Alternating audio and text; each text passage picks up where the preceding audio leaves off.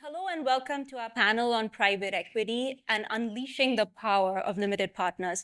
Now, limited partners are, as the name suggests, limited in what they can do, especially when it comes to risks and outcomes of the private equity funds in which they invest. However, today we are going to be talking about how some LPs are able to do two things. On the one hand, unleash the potential of private equity, while on the other, setting clear expectations for their fund managers, especially when it comes to the communities and the various people impacted, the stakeholders impacted by the companies in which they invest. Now let's talk about general partners a little bit. General partners are usually laser focused on ensuring competitive financial returns for their investors, while being a little less focused on perhaps how those returns impact the others and whether those returns are achieved in an equitable and fair fashion. The tools, approaches, and engagements that we do with general partners are a work in progress. However, there is a little bit of good news here. The recent US innovations in setting collective responsible investment standards for GPs can help alter the balance between asset owners and fund managers. And that's some of what we're going to be talking about today. But before we get into any of that, I want to start by including you, the audience, in what we're going to do. And you get to participate in two ways, both of which involve the Cvent app. So if you haven't downloaded it, please do so now. And then you're going to be able to do two things. One, because I'm from Ontario and we just had our election, you'll be able to answer a poll, vote, woo. And the second thing that you can do is key in questions that you may have for our panel. Now, 5 minutes ago, I just found out that you can actually upvote the questions that you like. So the ones that you like, just upvote them and I'll ask the panel as soon as I can. So let's begin with a poll. The first poll is this. When you consider investments in a private equity fund, which of the following gives you the most cause for concern? You need to pick one answer here. The fund's investee companies might have problematic practices. The fund's GP may not have sufficient oversight and management of these problematic practices in their fund. You won't have enough transparency to know if there even are problematic practices at any of the fund's investee companies. And your fourth option is you won't have the opportunity or authority to ask the GP to engage the fund's investee companies on environmental or social issues. We'll give you a few minutes to figure out what your answer should be, so just pick one again. And while you do that, let me just talk a little bit more about our panelists and why we have them here today and why it's so important for them to be here with us today. All our panelists are from the US, where they've been leading work with private equity general partners. And this is important because a large majority of the funding that goes into private capital is in the US. In fact, I have a couple of stats here. North America-based private equity assets have reached $7.7 trillion, which forms 57% of the global PEAUMs. So that's why that's super important. Can we have the answers of our poll up there, if we can? Well, let me, what are the answers? I can't really see. Wow. Oh, it's right in front of you. Okay. Oh, there. Oh, Yeah. thanks. So it looks like the one problem that everyone seems to have the most interest in is that I won't have enough transparency to know if there are problematic practices at any of the fund's investee companies. Okay, yeah, that's a big one, but all of these are connected. And let's talk a little bit about how they're all connected, because for one thing, what happens a lot of times is that LPs might find out about a human rights violation or about an environmental concern at one of their fund, or at one of the private equity, the private companies owned by the fund. And then one of three things can happen. The first is nothing at all. The second is that they could perhaps approach the GP and then some positive change might result as a result of that. And the third is that they could get stuck in layers upon layers of gatekeeping, which is not a good outcome for anyone. So if you feel bad that you weren't able to vote the first time, let's get on our second poll. This is a yes/no, so very easy. The question is, have you ever been informed of a crisis or controversy related to a private company in your organization's portfolio? And while you're picking this, let's go to our panel who have a lot of experience in this, both Jennifer and Monty. Jennifer, let's start with you. Have you ever had these experiences? Yeah, and I can speak about one that's kind of live right now. And I know Monty and Lise have an example as well. Hearthside Food Solutions. It's a bakery company. In fact, if you've ever bought donuts that are branded 7-Eleven, or snacks from like a carryout, they're probably made by this company, Hearthside Food Solutions. It's in the Midwest and Deep South in the United States. Workers there have been trying to organize for, and I mean this, 25 years. 25 years they've run organizing campaigns, and the issues that the workers are facing at Hearthside Food Solutions, which by the way is owned by two large private equity firms, they have been facing issues of discrimination. They were named, they were in a story in the New York Times. They had child labor. Let me say that again, children working at a factory. And this was just last year. They have mostly undocumented immigrants working at the factory, and they have been threatened through in the organizing campaign with deportation if they vote for the union. This has been going on again for 25 years. This isn't just an isolated story. And Monty, you can point to Packer Sanitation, I think. Yeah, another example is a company that currently is owned by Blackstone, I think a name most of you will recognize. Packer Sanitation is a company that contracts with meatpacking plants to clean their equipment overnight. As you can imagine, there are pretty rigorous standards for healthcare in that industry, and most of the packing companies farm that out to a contractor. In this case, Packers was founded in 1973 and was privately owned until 2007, when it was bought by the first private equity owner that took control. After that, they started to have Packers started to have a steady problem with health and safety problems. Things like workers losing fingers, losing hands in the machinery that they were cleaning, in part because they weren't well trained, in part because they were overworked, and in part because the company wasn't well managed.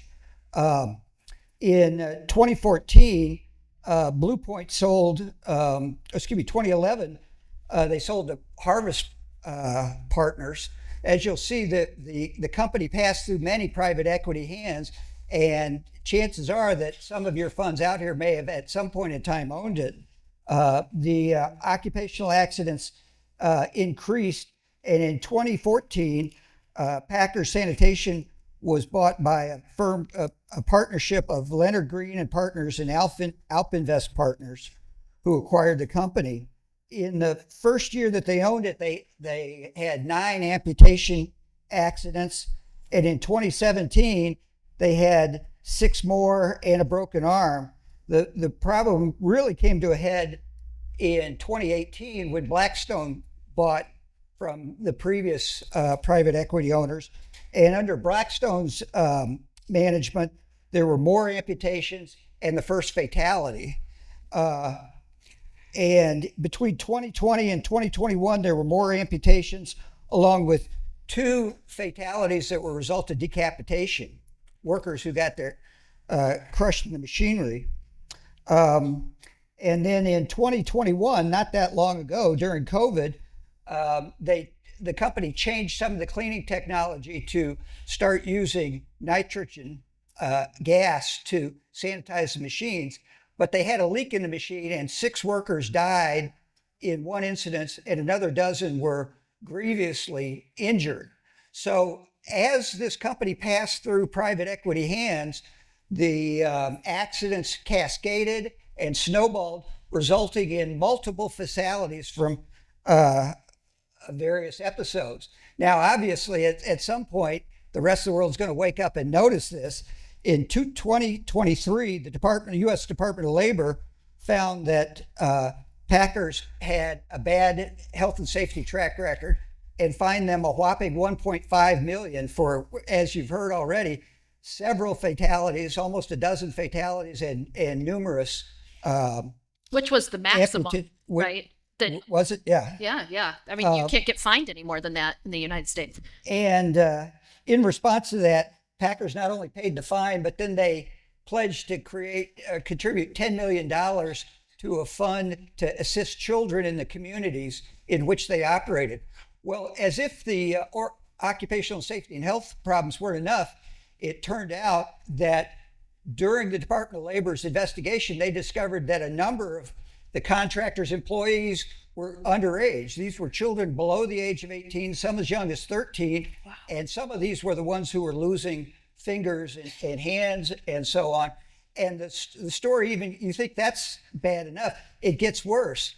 Further investigation discovered that a number of those children who were working were also undocumented and had been trafficked up to the Midwest to work for this contractor and sent into jobs that were so dangerous that even adults would have been well advised to steer clear of them. Now, in the poll, we saw that far and away the biggest concern that people had is investors have is how are we going to know about these problems? I'll let Alyssa explain how some of these came to light in the case of Packers. Yeah, so one of the interesting details from that case is that because it was middle schoolers in some of these plants that were working the night shift, teachers realized that their students were falling asleep in class, were showing up with chemical burns. And so teachers started asking questions, which combined with OSHA violations, health and safety violations, piqued the interest of the Department of Labor. So it did result in really what is a nominal fine. I think Blackstone manages like $1 trillion, so a $1.5 million fine was the maximum. Cost of doing business. It's the cost of doing business, but I think what's really valuable about this example is the material risk to investors, because as a result of the DOL investigations, and it ended up getting a lot of coverage in the US press, the contractor lost many of its major contracts with the meatpacking plants since it was a subcontractor. And their credit rating has been downgraded multiple times. Now, this came to light, I guess, 2 years ago, although there were signs and health and safety violations going much further back than that. But to this day, that company continues to struggle. And so like the financial fallout is ongoing. And from the perspective of investors, this feels like a breakdown in governance by Blackstone, right? It was Blackstone's responsibility. They have control of the company. They had members on the board. So it was their obligation to understand it's a high-risk business, right? It is already prone to worker accidents. Like the floors are slippery. Like it's a very unpleasant line of work. And so if your asset manager knows that they're going into this industry, it is their responsibility to have preventative measures in place to understand what the risks are. And their failure to do that ended up costing workers their lives, ended up harming communities, but also had really negative impacts for investors. Right. And the story's not over, right? They're still struggling to figure out how to put that company back on its feet. So I think we'll go into a lot more detail, but I hope that one of the takeaways from this panel is that being proactive, being on the preventative side, is a far better proposition for investors and for the stakeholders and impacted communities than being in a reactive mode. No, that makes sense. So what all these stories have in common, and there are more out there, is that treating workers badly is an accepted business practice in corporate America. Happens all of these are just the tip of the iceberg. And as we said before, it was kind of business as usual. And the general partners, as a general rule, when you throw these examples up against them, they'll say, well, we didn't know, we're not responsible for our operations. The portfolio executives, they handle all that. It's not our fault. Right. Well, none of us believe that, and none of you should accept that. But back to the polling question, I think the easiest way to know what's going on is, as you can see, the labor unions that follow these things, they find out about them and they'll report it. It hits the press. The communities involved know. So you don't have to, as a trustee, you don't have to worry about doing your own investigative reporting and so on. You just have to have your antenna out, and you have to, I would suggest, every year ask your general partners, well, why don't you tell us how many workplace accidents you've had across all your portfolio companies? Right. Have you had any fatalities? Have you been fined for environmental violations? Have you been fined for OSHA or work and safety violations? are you aware of any examples of wage theft at the companies that you own? And put the monkey on the back of the general partner to tell you about what's happened, but also stay in communication with organizations like the labor unions that serve your members, and they'll bring these stories to you. Mm-hmm. So, speaking this, let's just see if our audience has had similar experiences as well. Wow, nearly half say yes and half say no. So there is, well, you heard some of these examples, so you know what's out there. But Monty, you gave a few tips in terms of what investors, what LPs should ask their GPs. Are there any that you can think of that may not be immediately obvious for the LPs to figure out what exactly they need to know in order to do a good amount of due diligence? Sorry, Monty. Yeah. Repeat the question. I was looking at this. Yeah, I was counting the votes. No, so what mix of information should an LP seek about, the fund itself, and what should they ask the GP? What are some areas, including perhaps less common ones, that you would recommend that LPs consider? Well, transparency will help, but I would argue that transparency is only a means to an end. Transparency is not self-enforcing. There is a certain benefit from the disinfectant role of sunlight has on these problems. So I don't want to say that it's not important, but transparency only happens if you're proactive about that. So as I mentioned before, you can make, as part of your annual review of any of the general partners you work with, give them a stock list of questions. Ask them about the things that you're most concerned about. It doesn't have to be my list. You decide for yourself. Equally true, you all probably have consultants who are involved in bringing these general partners to your attention. You should really be breathing down the neck of the consultant to do their own review, because if they've recommended a fund to you, they're probably recommending it to other investors. And so they should be doing due diligence in almost a continual basis, and they should be doing the outreach to either regulatory agencies, monitoring the press, talking to unions to find out about it. But most importantly, like it or not, this is not like buying stocks and bonds where you just let the manager go do their thing. If you're going to invest in private equity, you're basically business partners with the general partner, and you have to keep on them. You have to keep talking to them, communicating with them, and make sure that they understand that if they have problems of the order that we've talked about, that you'll be both very unhappy and very reluctant to do business with them going forward. This might be a good time, Jennifer, for you to mention. Sorry, just before that, Alisa wanted to add to that, didn't you? Just on the point of due diligence, I just want to pick up what Marty was saying, is that it should, in many cases, the most rigorous due diligence is at the point of making a new commitment to a fund. And there's immense value in that moment, that decision-making moment. And so as fiduciaries, we really encourage folks to think about what is the full range of information you want to be able to make informed decisions. And private equity, by definition, is private. It deprives investors of a lot of decision useful information because there isn't standardized disclosures. So it is, I think, incumbent upon you as investors to make sure that you're asking really good detailed questions, and not just about, like, since inception IRR.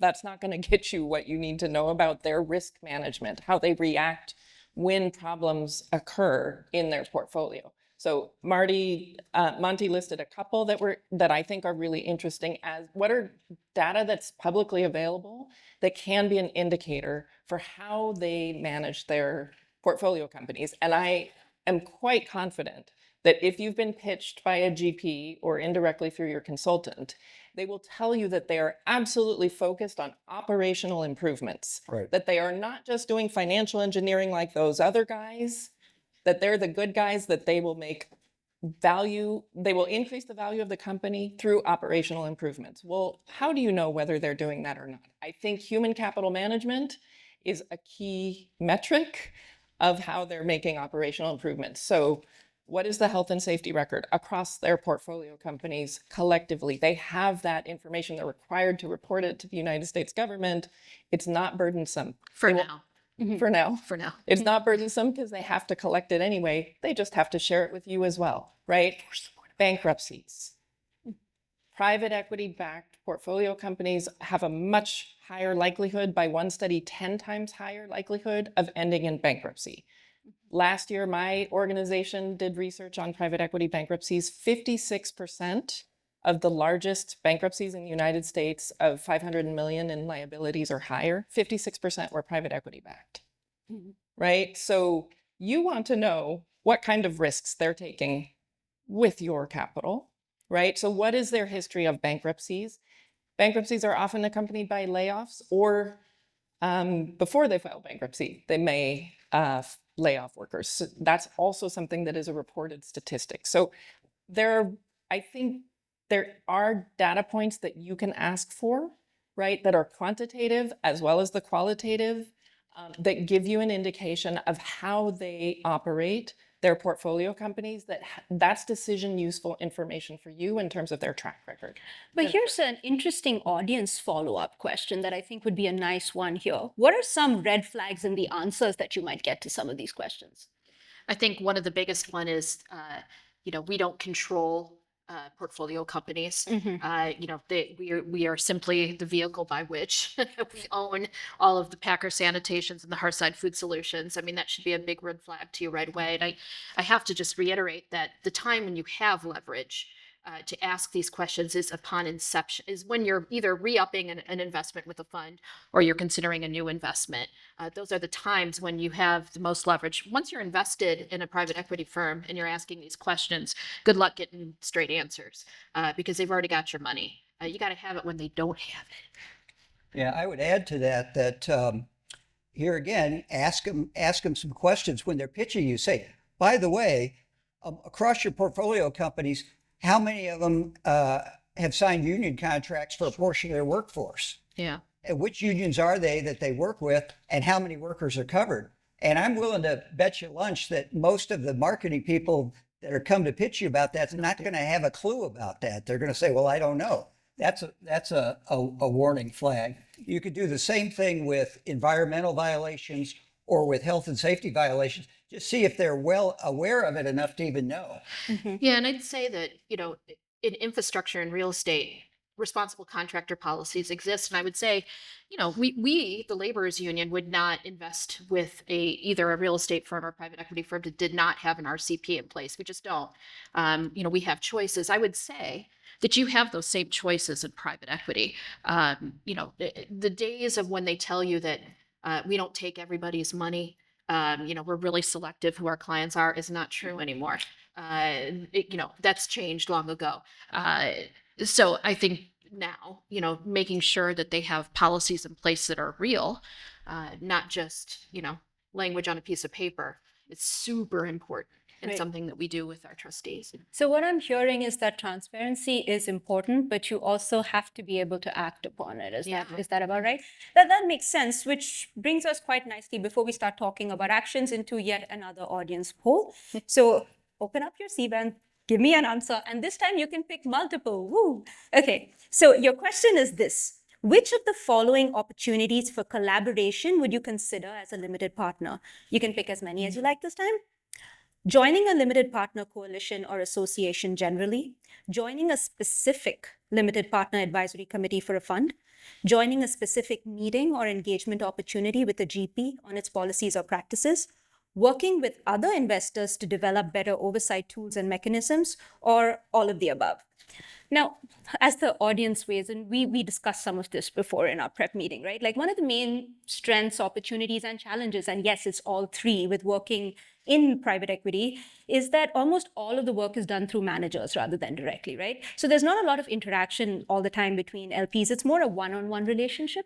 So for LPs, that means your ability to collaborate and share learnings is limited, which all of you raised also as a bit of a red flag at the start. So, and add on to that, the US attacks on investor collaborations, we have an even bigger challenge at this point. So let's look at what the audience thinks in terms of this. Okay, so, wow. My eyesight is... I know, that is tiny print, though. Okay, I'm sure you can see bigger over there, so you can see what the answers are. I'm sorry, but I can't make it out. At least I'm hoping that there is an interest in collaboration. So Jennifer, let's start with you, right? Because you've been working a little bit with collaboration over the past year in the US. Tell us a little bit about that and what you've learned. Yeah, the Laborers Union, along with a coalition of the AFL-CIO, the National Building Trades, and 10 other international unions, have been working on a set of private equity principles. The principles are specifically just about human capital management. They're not about environmental issues. They're just about workforce issues. They have 5 key parts to it.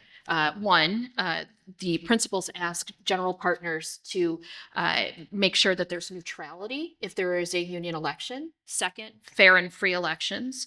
Third, no child labor, which seems like a low bar, but the 2 stories that we told, obviously it's not. 3, health and safety on the job. And 4, benefits for workers, that is retirement security and health care. We've been pretty successful over the last 5 years. Monty is a big part of this project too. We've been working really hard at this, and we've gotten 9 general partners to adopt this language. And I have the list with me because I know I'll forget one of them. Bernhard Capital Partners, Grosvenor, Mesereau, Hamilton Lane, Apollo, Blackstone, Neuberger Berman, Blue Wolf, and Adams Street have all adopted this language. That means if you're an investor with any of these general partners, they have agreed to those 5 key points that I have mentioned earlier.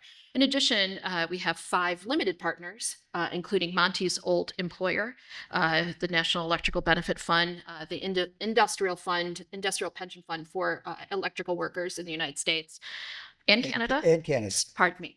And we've also gotten virtually all of the investment consultants that service Taft-Hartley union pension, multi-employer pension plans in the United States to also adopt this language to make it part of their due diligence questionnaire.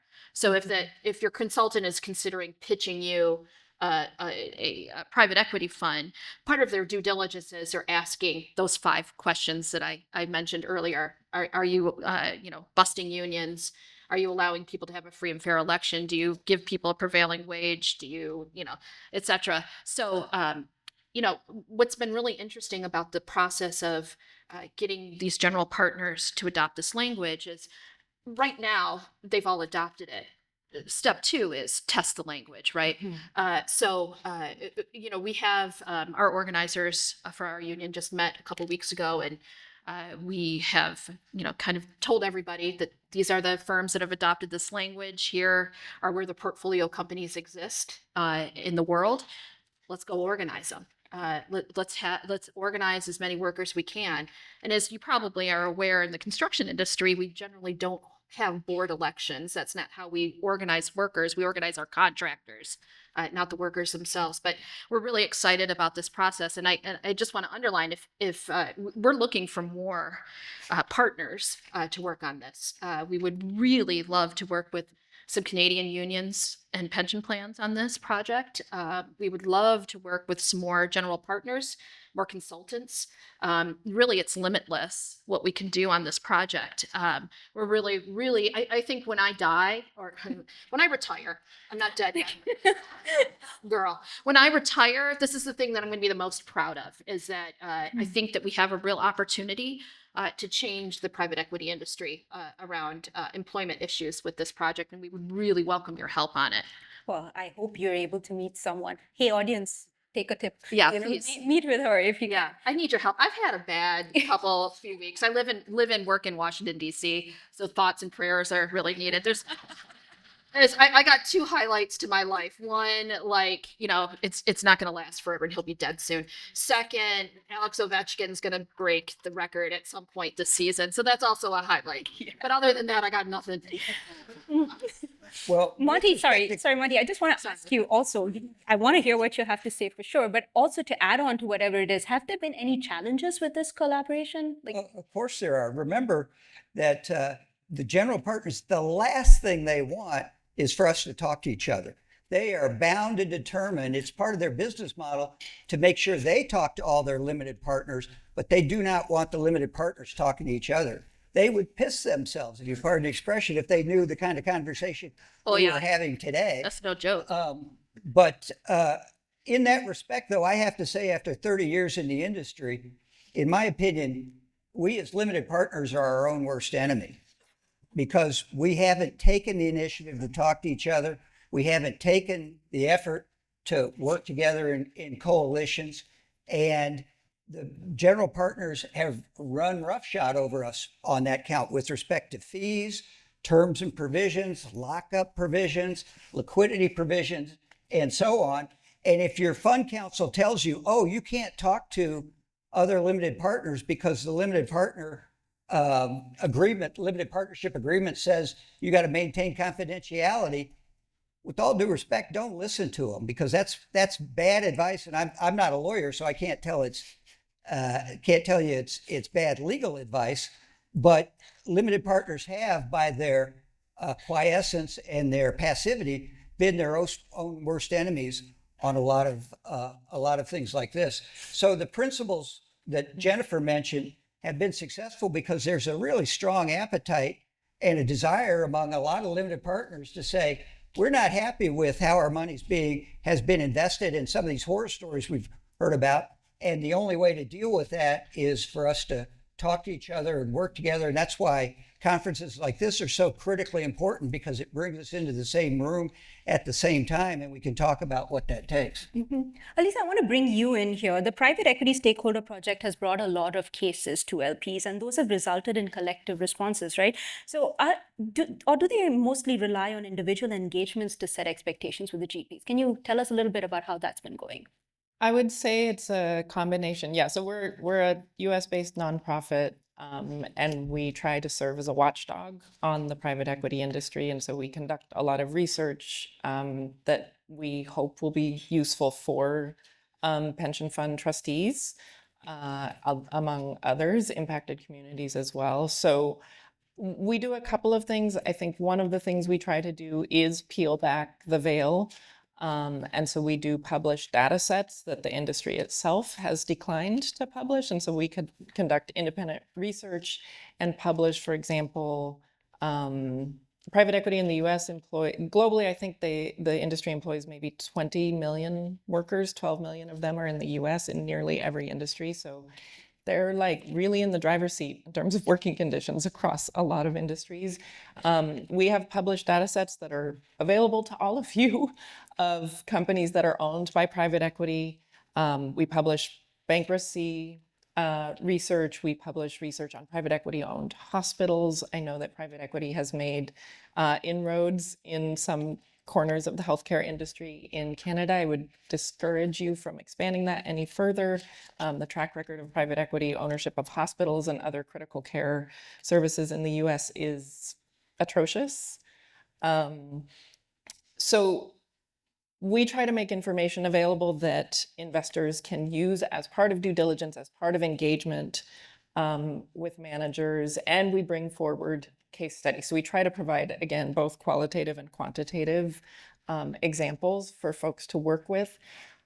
I mean, there has been, just as this group knows, in the corporate governance space and private markets, there has just been immense progress with a model of building brick by brick, right, engagement process and exercising proxy voting rights and director votes. Private markets are at the very early stages of doing what my colleague here is suggesting, right? Which is that private markets are active ownership by the general partner. That does not mean that you should assume that your role is purely passive, right? It's important for LPs to be engaged and to think about, we described case studies where there was and there are many, and they will continue to be, where an issue comes to the surface and you react to it, the general partner reacts to it. But you also want to be proactive, right? You want to be building in policy protections at the front end, knowing, and in many cases, LPs are expanding their private markets exposure, right? So that calls for additional policy protections, because left to their own devices, GPs haven't always done a good job of risk mitigation, of human capital management. So what has been emerging over the last couple of years, there are challenges to it currently, but we are going to double down, right? To quote Kevin. So some of the examples that Jennifer has named, right, the California Public Employees adopted a really important set of labor principles. We have a trustee in the room with us who was instrumental in ensuring that that policy got adopted. The New York State Common retirement system implemented responsible workforce management policy. It doesn't even have to be limited to workforce. New York City has adopted responsible residential real estate investment policy because private equity are now the biggest landlords of multifamily and single family housing. So I think what I would really encourage folks to think about, what are the governance tools that we are lacking in private markets, and how do we start to remedy that by sending clear signals and to the market about what our expectations are, right? Normalize that LPs have the ability to set standards, and you can do that as an individual LP. There can be direct collaboration, which Monty's encouraging, I would as well, but also look to what are the policies that folks are adopting, what are GPs committing to, and how can you reinforce that through adopting your own policies so that you have the ability to hold your managers, hold your consultants accountable. Right. So we're getting a bunch of questions in from the audience, but there's one question that I want all three of you to weigh in on before that. And since we're very fortunate to have three Americans on the stage right now, I'm sure there are many Canadian investors in the room who are looking at this new US administration and wondering how to navigate these challenging times, especially when it comes to areas like climate change and DEI and issues related to those in your portfolio companies. So some might argue that now's the time to go full steam ahead, while others are arguing for more caution. So I'd like to understand, how are y'all tackling this? Jennifer, maybe we can start with you. I mean, it's so early on that it's hard to say exactly, what the plan is going forward. But I would say from our union's perspective, we've made a commitment to double our membership size in the next 5 years. We have 500,000 members. We're going to have 1 million members. The way that we're going to do that is by organizing these private equity owned firms, companies, and we're going to be organizing in industries that we typically did not organize in before, and in places we haven't organized before. Our largest pension fund of the roughly $70 billion in assets under management is our Eastern Canadian Laborers Benefit Fund, who I have to say is much further along in responsible investing than most of our funds in the United States. They do direct investments. Most of our funds south of the border do not do that. I think how we're going to continue to make sure that workers' rights are recognized is to push these private equity principles and making sure that we're investing with people who match our belief system. Gone are the days when we're just handing over our money, and bad for us if that's what we did for most of our history. But we're not going to hand over money to people who then use it against us. We've got plenty of examples of that, and we're trying to turn the tide now. Mm-hmm. Monty, in your conversations, how are you dealing with some of these questions? Well, it's not specific to any one issue, but what I would suggest is most important for those of you that care about this is try to build a consensus among your fellow board members and your fellow trustees that you have as trustees not only the right to express your values and insist that your investment managers abide by them, but I argue that's part of your fiduciary duty, is to do the things that we're talking about. So a lot of this, what we're talking about, starts at home. You can't just take for granted that your other trustees necessarily get it. And even if they do, you've got staff and consultants that you've got to bring around. So, ask the questions, make the case, and try to make sure that your fund, the Board of Trustees, speaks with one voice on these issues. Mm-hmm. Alyssa, same question. I've really appreciated the discussions throughout the day, because I think we're all grappling with, the ground shifting beneath our feet. But I'll just reinforce what we've heard already, which is that there are mountains of empirical evidence of the risks of climate change, of poor human capital management practices. Those risks haven't gone away just because there's a backlash, right? The backlash in part is response to successful collective action that many of you have engaged in. And so as long-term investors with that long-term horizon, you should hold fast to your North Star. right? Which is that you are investing on behalf of pensioners and future retirees for decades ahead. And so the short-termism that drives decision-making in politics, the short-termism that drives the decision-making on Wall Street is not what guides your decision-making. And so you should hold fast to the principles that you're committed to. You should continue to deepen your engagement on climate issues, on affordable housing, on human capital management, and ensure that your managers are investing in a way that aligns with your long-term interests and doesn't undercut it through the types of decisions that destabilize workforce housing, that destabilize employment, right? Wealth and inequality is a huge threat. If your managers are investing your capital in a way that contributes to that, it runs counter to your interests. And so you should feel confident in pushing your managers to be accountable. Yeah, that's a great point. Just a reminder to the audience, you can either ask your own questions or you can upvote questions that have been asked. So feel free. I'm going to start with the most voted question so far. How, any of you, please feel to take this. How can trustees respond to asset managers and or staff that says the fund is going to lose out on deals if we create too many requirements in funding? Ugh. Jennifer. I mean, I love that staff does that. That it's cute because it's so not true. It's just false. There's no evidence to that fact. I think maybe that was true maybe 10, 15 years ago, before it passed 2008. Before 2008, it may have been true. It's not true any longer. I think that you have a fiduciary duty and responsibility as a trustee to ask questions. That is part of your role and responsibility under your duty of care and your fiduciary responsibility. I think that that's not true. I think that there are plenty of people, and we can give evidence to this fact, that have great returns, who respect workers' rights, who respect environmental laws, who do all the right things. I think that there are good examples of that. So to me, I don't know, Monty, I mean, you were closer to it than I have, as you were a fiduciary of a fund. So, Yeah. Well, simply put, general partners have an insatiable appetite for new capital. I love it. They are beyond love it. addicted to it. It's what makes them get up in the morning. So they're constantly fundraising. I'm always amazed at the number of general partners who want to branch out beyond private equity into infrastructure, into private credit, into real estate. They figured out that this model is such a great moneymaker for them. They're constantly looking for ways to expand their reach out into other assets or other asset classes.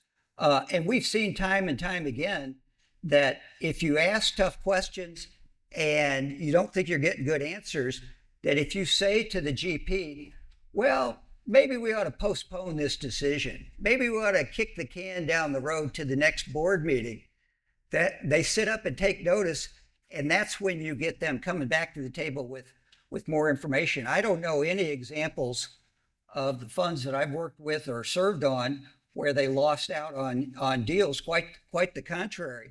By calling the GP's bluff, it often brings them back to the table in a way that gets them to start engaging with you in the way that you deserve to be engaged with. Absolutely. Anything? Yeah, I love this question too. So I agree with both of you wholeheartedly. The other thing I would add is that the industry's grown a lot. So there are more actors chasing capital, and there are more actors chasing those deals. So they're the ones that are afraid of missing out, not you. Right. Dead right. And at this particular moment, it has been a rough few years for private equity. I imagine if you have an alternatives portfolio, it has underperformed the stock market for several years in a row. Many LPs are overweight private equity. There's massive log jams because private equity firms have not been able to exit on the usual, 4 to 5 year timeline from portfolio companies. So they are sitting on, they've continued to fundraise, even though they can't find a way out of what they already own. So private equity is sitting on probably a lot of overvalued assets. They are highly levered. They're paying high interest rates. Like, they are vulnerable right now. They are trying to raise additional capital, but they already have trillions in dry capital that they have not yet found the deals to deploy to. And they'll tell you, like, the market's about to turn. I've been hearing it for like 6 quarters now. The market's about to turn. Like, the exit markets are going to thaw any second now, and there will be more buying opportunities. Well, right now the industry is still struggling. They've underperformed for you. They haven't been able to exit to free up your capital. They're still fundraising. So you don't leave any power on the table. You have leverage. You can walk. They need the money more than you do, because of how competitive the industry has become. So use that leverage and don't be afraid to say no. Or, as Monty says, like, tell them they can wait. You'll get back to them. There's no rush. So here's another one. How can we uphold Indigenous rights as investors? Should they be treated as distinct from or complementary to broader human rights principles and policies? I mean, I think it's all part of the same thing. And I think particularly in the US, that is absolutely underdeveloped in terms of due diligence, in terms of requiring managers to report out. But there are live challenges, I think, here in Canada as well as in the US, particularly with the expansion of LNG on Indigenous lands in the Gulf in Texas. So I think that it is an underdeveloped area of diligence and monitoring that would be very much worthy of proposals like a responsible workforce management policy, like a no child labor policy, right? Like, this is common sense. And I think that LPs are in a position to lead the way in terms of determining what the policy should be and what amount of risk you're willing to take, what amount of externalities and collateral damage you're willing to stomach as an investor, and what you will say no to. And we would welcome if people would be interested in working on that and adding language to the principles. We would really love to work with you on that. It's certainly not my area of expertise, and I would love to have you all, the experts that sit in this room, to work with us on developing policy. And if I may, we didn't, when we drafted the principles, what's it been now, 4 years ago, we didn't say we're carving this in stone, this is coming down from Mount Sinai and you got to take it as it is. Our intention all along was that every investor organization, every investor has their own conversation with their GPs. And you constantly, whether you know it or not, you're constantly negotiating limited partnership agreements, side letters, and other operating principles. So take the principles, do the best you can with your GPs, sensitize them to it, negotiate with them. If you have to throw a few provisions overboard to get to a final deal, that's fine. But we're hoping that through that iterative process, that over the course of the next 5 years, we'll begin to make this an industry standard. But don't assume, particularly if there's something in the principles that doesn't work for your board, don't feel like you've got to keep with that. Find what works for you and be creative where necessary. And I would say that every one of those 9 general partners that have adopted the language has adopted something slightly different, to Monty's point. They're not identical. I would say, though, that they all contain those 5 key points in them. But there is different language around sustainability. There's language around DEI issues that others have included. The Illinois State Board of Investment just adopted this language, or their newest adopter just last week. They have language on both of those issues included in their principles. I would just add one additional resource. We have published, the Private Equity Stakeholder Project published a private equity labor scorecard that ranked a couple of years ago, but it ranks managers based on a set of metrics, including some of the ones that I mentioned. So I'd be happy to share that with you. And together with a couple of other NGO partners, we published in October a climate risk scorecard, private equity climate risk scorecard, that includes a set of demands for the industry.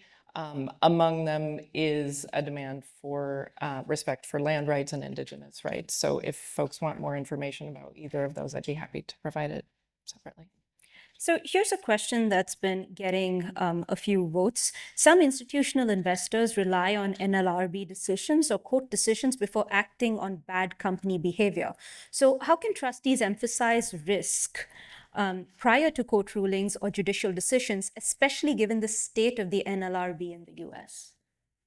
Well, if it's gone to the NLRB, that means that the company is already trying to fight off an organizing drive and trying to obstruct workers getting representation on the job. So I don't think the NLRB has to enter into this conversation at all. The conversation with the general partners should be, it's a matter of principle that workers deserve to select their own representation, and employers are obliged to negotiate in good faith. Period. Period. Thank you. She knows when to tell me to shut up. Sorry, did you have anything to add on that? I mean, I don't feel like I should follow up on that, period. But I mean, we are in a deregulatory space in the US. And so I think, you know, health and safety enforcement of worker protect, like we have an entire body of law that has been developed to protect workers and communities from corporate greed. And there is a deliberate effort to dismantle that as quickly as possible. As we speak. As we Right speak. now. Yeah. Right, like the short-termism and the decision-making by people in power is to inflict harm deliberately, which I'm also, I guess I shouldn't be surprised, but I keep being surprised.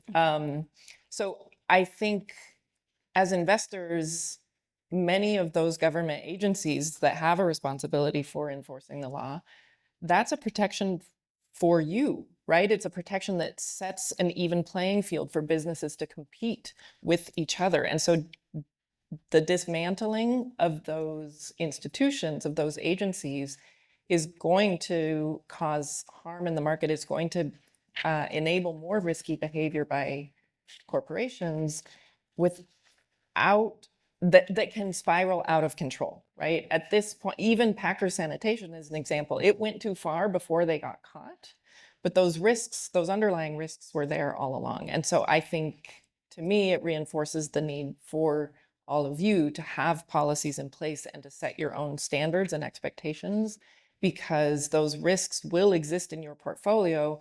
And what we have relied on, the contract we've had as a society, that businesses can operate as long as they play by the rules. If we take away the rule book, it creates a whole lot of instability and uncertainty, which I think the outcome of which is not good for investors.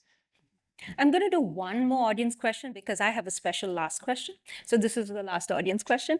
What kind of leverage does a fund have if you are not in fundraising, in a fundraising period? Is there an experience or lessons that you'd like to share by putting a PE manager on a watch list for failing to meet ESG standards and expectations?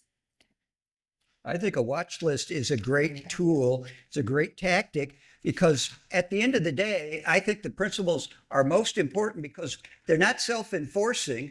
They don't solve the problem in and of themselves. What the principles do, if you adopt them and you give them to your GP, whether the GP accepts them or not, what it does is it means that if a problem comes up, if you hear about through the press or through a labor union about problems, you can drag the GP back to the table and say, we've got this problem. Let's figure out how we're going to remediate it. You owe it to us to, as investors with our money, not to be using it against the interests of our members or against the interests of the community. So write them a letter. Tell them you're going to have to put them on a watch list. Better yet, tell them you might even have to call up some of their other LPs and ask what they think about these problems. So engagement in any way, shape, or form that works. But as Jennifer reminds us, at the end of the day, the most powerful leverage you have is before you commit, when they're asking for your money. But you still have the opportunity for some moral suasion and creating some reputational risk for them even when, particularly once you've invested with them, because it's your money and you've got a dog in the fight. And I think where we've been very successful is organizing other limited partners and investment consultants both. I mean, we, in the example of Hearthside Food Solutions, which is owned by Charles Bank and Partners Group, I'm not sure I mentioned the names earlier. We just went through the list and reached out to every other limited partner on the list and made it very uncomfortable for both of those private equity firms to make any kind of public statement. So, working in the collective, as many of us are used to doing, is really the way that you have a little bit more leverage even after you have your money in it. That's the power of many, right? You see it. So I have one last question, and you can answer only in one sentence. Oh, Okay. come on. Yeah, so that's what you got. Good. We are at time anyway. So here's your question, everyone. Correct. If someone missed this entire session and only just walked in, what would you tell them was the key takeaway? Alyssa, let's start with you. Shit.